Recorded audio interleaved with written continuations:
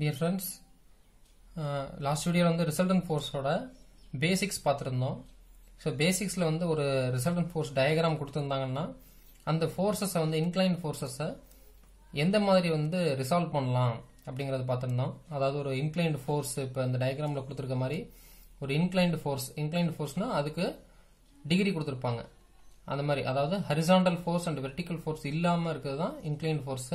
horizontal forceக்கும் vertical forceக்கும் வந்து degree வந்து நம்ம போடணும்னு அவசியம் கிடையாது. அது அப்படியே எடுத்துக்கலாம்.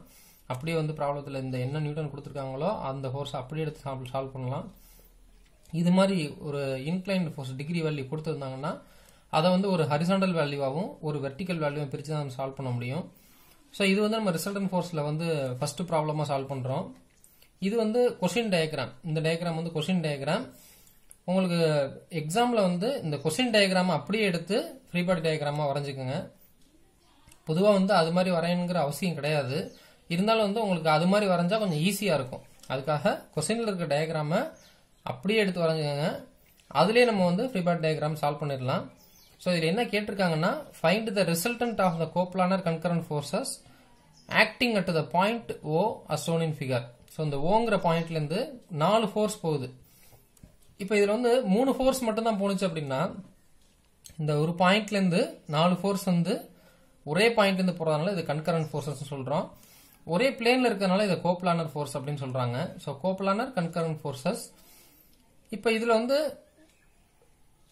இந்த ஓங்கற பாயிண்ட்ல இருந்து 3 ஃபோர்சஸ் மட்டும் தான் போகுது அப்படிங்கறப்ப அத நம்ம லாமேஸ் தியரம் படி சால்வ் பண்ணிரலாம். இந்த மத்த டிகிரியை கண்டுபிடிச்சு சால்வ் பண்ணிரலாம்.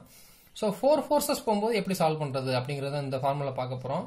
இங்கட சைன் கன்வர்ஷன் வந்து கொஞ்சம் ரிமெம்பர் பண்றதுக்காக எழுதி வச்சிருக்கேன். ரைட் சைடு போனா பாசிட்டிவ், லெஃப்ட் சைடு போனா அதாவது இந்த ஆரோ ஹெட் வந்து லெஃப்ட் சைடு இருந்தா நெகட்டிவ், அப்வர்ட்ல இருந்தா பாசிட்டிவ், டவுன்வர்ட்ல இருந்தா நெகட்டிவ். இது வந்து ஒரு ரிமெம்பரன்ஸ்க்காக எழுதி வச்சிருக்கேன். அடுத்து நம்ம வந்து ஃப்ரீ பாடி டயகிராம் எப்படி வரையறது அப்படிங்கறத பாப்போம். சோ இப்போ ஃப்ரீ பாடி டயகிராமுக்கு நான் क्वेश्चनல இருக்கக்கூடிய அதே டயகிராமை எடுத்து வரைஞ்சிருக்கேன். சோ இந்த டயகிராம்ல நம்ம ஏற்கனவே பேசிக்ஸ்ல பார்த்த மாதிரி இப்போ இந்த இது வந்து ஃபர்ஸ்ட் குவாட்ரண்ட். ஃபர்ஸ்ட் குவாட்ரண்ட்ல இந்த ஓங்கற பாயிண்ட்ல இருந்து நம்ம இந்த இடத்துக்கு டிராவல் பண்ணனும் அப்படிங்கறப்ப இது வந்து ஷார்ட்கட். சோ நம்ம டைரக்ட்டா டிராவல் பண்ணனும்னா நம்ம வந்து ஃபர்ஸ்ட் ஏற்கனவே பார்த்திருந்தோம்.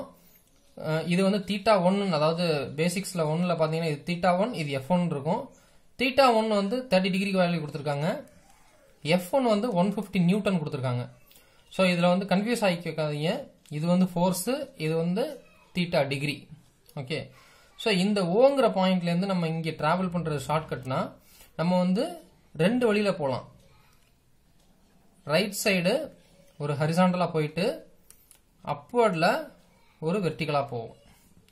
So right side and upward அதாவது இங்க இருந்து இங்க போறதுக்கு இப்படி போய் இப்படி போறோம். அவ்வளவுதான். அதே போல பேசிக்ஸ் ப்ராப்ளத்துல வந்து θ இங்க கொடுத்திருப்பாங்க. அதாவது θ2 வந்து இங்க கொடுத்திருந்தாங்க. பேசிக் ரிசல்யூஷன் ஆஃப் ஃபோர்சஸ்ல வந்து பேசிக் 1 ன்னு ஒரு வீடியோ போட்டிருந்தோம். அதுல வந்து θ இங்க கொடுத்திருந்தாங்க. சோ அந்த வீடியோ பார்த்தவங்களுக்கு புரிஞ்சிருக்கும்.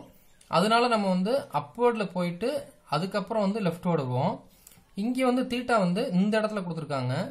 சோ நம்ம ஃபர்ஸ்ட் வந்து லெஃப்ட்ல போணும். அப்புறம் அப்வர்ட். ஓகே. ஃபர்ஸ்ட் லெஃப்ட்வர்ட் அப்புறம் அப்வர்ட். அதாவது இந்த இடத்துல இருந்து இங்க டிராவல் பண்றதுக்கு ஃபர்ஸ்ட் லெஃப்ட்வர்ட் அப்புறம் அப்வர்ட் போறோம். ஓகே. நெக்ஸ்ட் தேர்ட் குவாட்ரண்ட்ல பாத்தீங்கன்னா θ இங்க இருக்கு. எப்பவுமே இது வந்து நீங்க நல்லா ஞாபகம் வச்சுங்க. இதுக்கு வந்து இந்த பக்கம் வந்து எதுவும் போட்றாதீங்க. θ எந்த ஏரியாவுல இருக்கோ அந்த இடத்துல சால்வ் பண்ணுங்க. இப்போ இந்த குவாட்ரண்ட்ல வந்து இந்த இன்க்ளைன் லைன் போகுதுன்னா இது ஒரு ஹாஃப் இது ஒரு ஹாஃப்ல இருக்கு. θ எந்த பக்கம் இருக்கோ அந்த ஹாஃப்ல நம்ம வந்து ரிசால்வ் பண்ணணும். சோ இதுக்கு பாத்தீங்க அப்படின்னா இந்த பாயிண்ட்ல இருந்து இங்க வர்றதுக்கு நம்ம எப்படி வர்றோம்? ஒரு லெஃப்ட் வேர்ட்ல வர்றோம், அப்புறம் டவுன் வேர்ட்ல வர்றோம். ஓகே. சோ அடுத்து ஃபோர்த் குவாட்ரண்ட்ல பாத்தீங்கன்னா θ இங்க இருக்கு. இங்க இருந்து இந்த இடத்துக்கு வரணும். இது ஷார்ட்கட். சோ டைரக்ட்டா வந்தோம்னா ஒரு ரைட் வேர்ட் ஒரு டவுன் வேர்ட். ஓகே. சோ இதுதான் வந்து நம்ம ரிசால்வ் பண்ணது. இப்போ இதுக்கு வந்து நம்ம மேக்னிட்யூட் கொடுக்கணும். இது ஒவ்வொரு ஆரோ ஹெட்டுக்கும் ஒரு வேல்யூ இருக்கு. அதாவது இந்த 150 நியூட்டன் நம்ம டைரக்ட்டா எடுத்து சால்வ் பண்ண முடியாததுக்காக இது மாதிரி ஒரு 4 ஹரிசாண்டல் ஃபோர்சஸ் பிரிச்சிட்டோம்.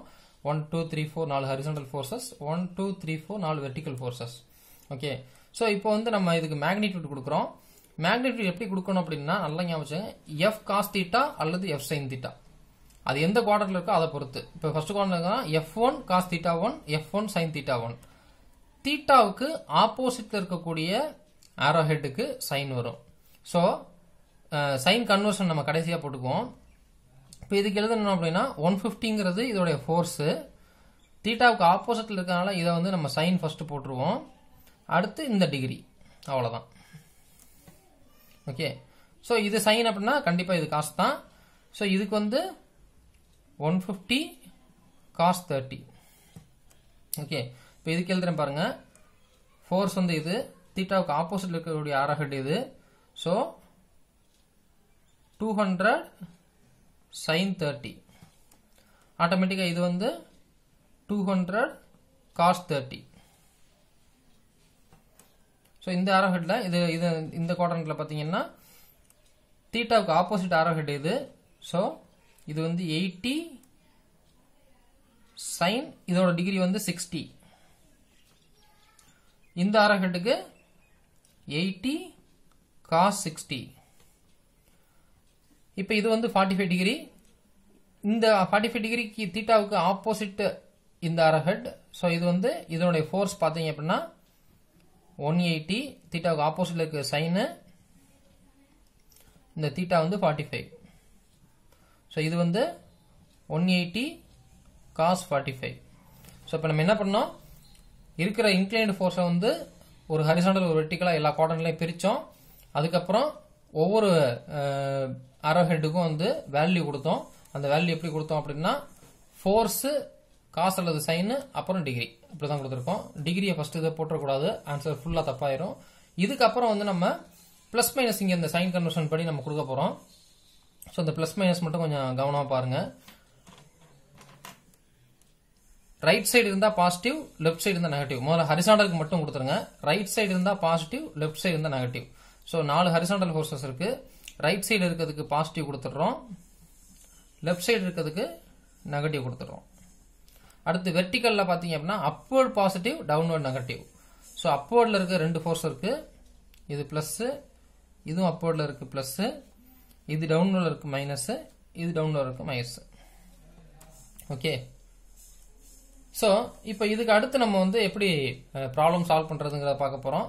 ஸோ இதுல வந்து இருக்கக்கூடிய 4 ஹரிசாண்டல் ஃபோர்ஸ், 4 வெர்டிக்கல் ஃபோர்ஸ் எடுத்து ரிசால்வ் பண்ணி நம்ம சம் சால்வ் பண்ண போறோம்.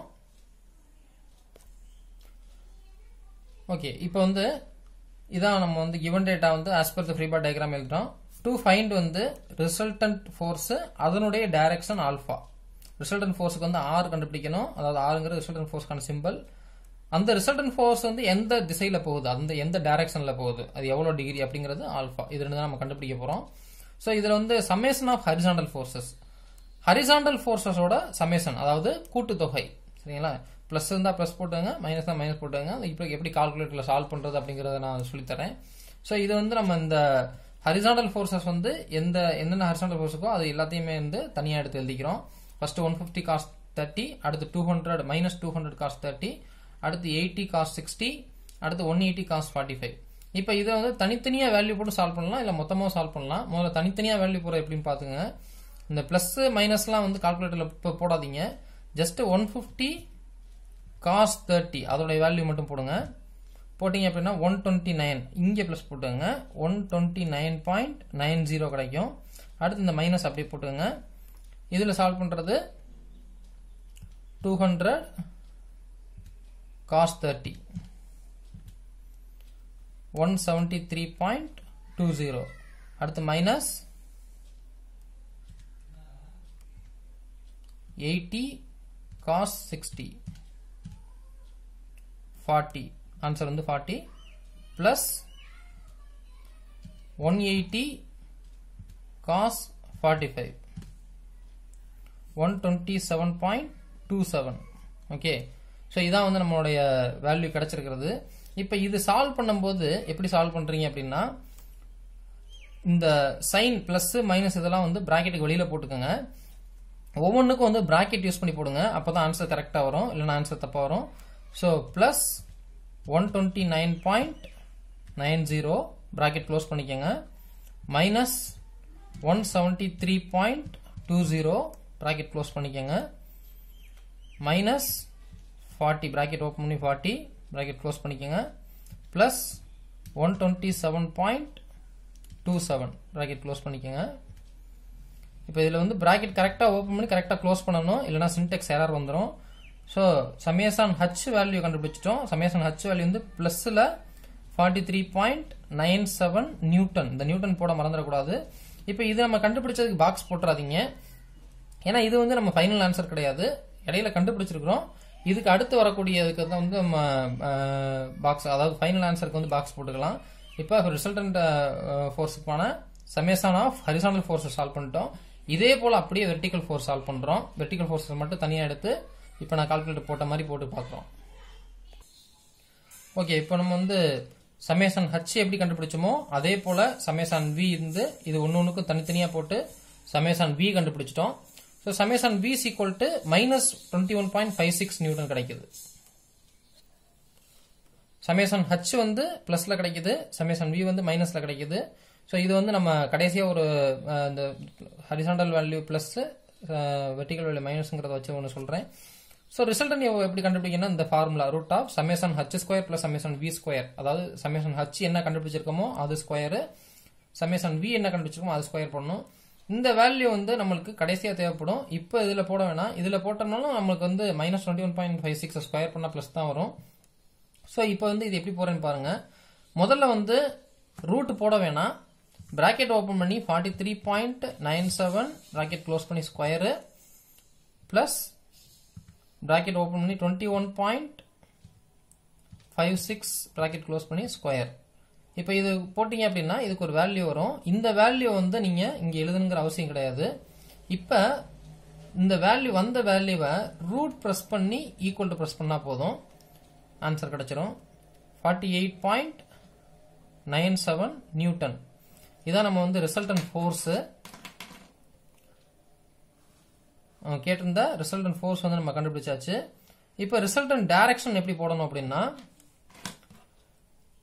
முதல்ல வந்து summation V value tan inverse of summation V value வந்து 21.56, இங்கேயும் வந்து மைனஸ் போடணும் அவசியம் இல்லை. அடுத்து 43.97 இது வந்து சமேஷன் ஹச் வேல்யூ. ஸோ இப்போ இதை வந்து டைரக்டாக சால்வ் பண்ணி நம்ம ஆன்சர் கொண்டு வந்துடலாம். ஷிஃப்ட் ப்ரெஸ் பண்ணி tan ப்ரெஸ் பண்ணி tan இன்வர்ஸ் வந்துடும். ப்ராக்கெட் ஓப்பன் பண்ணுங்க, ப்ராக்கெட் போடாமல் போட்டுறாதீங்க. 21.56 டிவைடட் பை 43.97. இப்போ ப்ராக்கெட் க்ளோஸ் பண்ணுங்க. இஸ் ஈக்குவல் டு பண்ணிங்கன்னா 26.12ங்கிறது ஆல்ஃபா.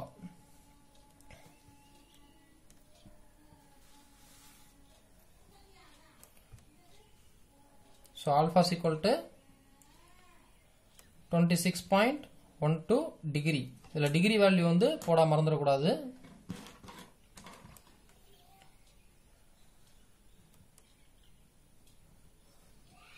ஸோ இது வந்து நம்மளுடைய ரிசல்டன்ட் ஃபோர்ஸோட டைரக்ஷன்.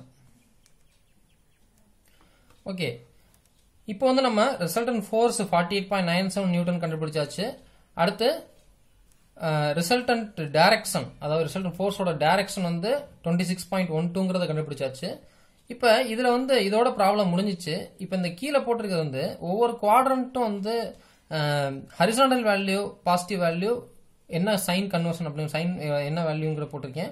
ஃபர்ஸ்ட் குவாட்ரண்ட் வந்து horizontal value positive vertical positive, தேர்ட்ல வந்து ஹரிசாண்டல் நெகட்டிவ் வெர்டிக்கல் நெகட்டிவ், செகண்ட்ல வந்து ஹரிசாண்டல் நெகட்டிவ் வெர்டிக்கல் பாசிட்டிவ், ஃபோர்த்ல வந்து ஹரிசாண்டல் பாசிட்டிவ் வெர்டிக்கல் நெகட்டிவ். இதெல்லாம் ஞாபகம் வச்சுக்கோங்க. இப்போ இதுல வந்து horizontal value positive vertical value negative, summation of horizontal value positive summation of vertical value negative. அது எந்த குவாட்ரண்ட் வருதுன்னா ஹரிசாண்டல் பாசிட்டிவ் வெர்டிக்கல் நெகட்டிவ் வந்து ஃபோர்த் குவாட்ரண்ட்ல வருது. ஸோ நம்ம கண்டுபிடிச்ச ரிசல்டன்ட் ஃபோர்ஸ், அதாவது நம்மளுக்கு கொடுத்திருந்த அந்த 4 ஃபோர்ஸும் சேர்ந்து ஒரே ஃபோர்ஸா மாறுறது பாத்தீங்க அப்படின்னா இந்த ஃபோர்த் குவாட்ரண்ட்ல வருது.